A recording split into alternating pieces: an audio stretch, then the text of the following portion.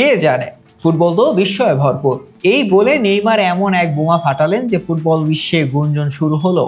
MSN কি আবারও মাঠে একত্রিত হতে চলেছে? মেসি সুয়ারেজ তো ইন্টার মায়ামিতে রং ছড়াচ্ছেনই, এবার নেইমারও কি সৌদি আরব ছেড়ে যুক্তরাষ্ট্রে উড়ে আসবেন?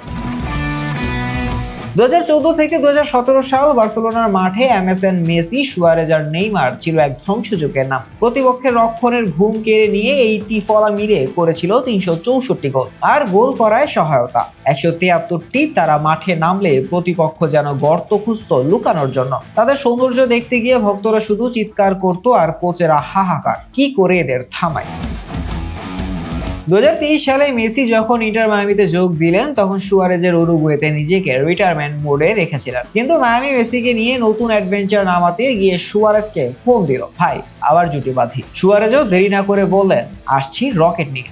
এভাবে মেসি সুয়ারেজ আবারও একত্রিত হলো। কিন্তু নেইমার এখনো সৌদি আরবের আল হিলালে। তিনি মাঠে নামেন আর প্রতিপক্ষের ডিফেন্ডাররা মনে করে এই তো আমাদের ক্যারিয়ার শেষ। তবে নেইমার নিজেও জানে মায়ামি নিয়ে কৌতূহল থামানো যাচ্ছে না। CNN কে দেওয়া এক সাক্ষাৎকারে নেইমার বললেন, মেসি আর সুয়ারেজের সঙ্গে আবারও খেলতে পারা দারুণ হবে, কিন্তু ফুটবল তো চমকে ভরা।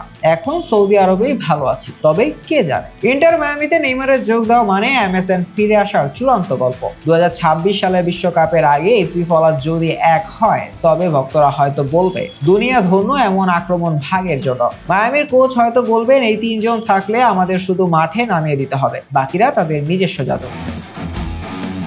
এখনো মেসি আর সুয়ারেজ মায়ামিতে একসঙ্গে খেলছেন, একে অন্যের পাশে গোল করছেন। তারা একসঙ্গে আছেন মানেই মায়ামির ভক্তদের মুখে হাসি। নেইমার যদি যুক্ত হন, তবে ভক্তরা বলবে আমাদের দলটা এখন সেরা বিনোদনের থ্রিলার সিনেমা। ফুটবল প্রেমীদের মনে আশা জাগিয়ে নেইমার বলেই দিয়েছেন, ফুটবল বিস্ময়ে ভরপুর। ভক্তরা এখন শুধু চায় এই বিস্ময় বাস্তব হোক। আর যদি সত্যি হয়, তবে MSN আবারও মাঠে নামবে আর ফুটবল দুনিয়ায় রচিত হবে এক নতুন মহাকাব্য।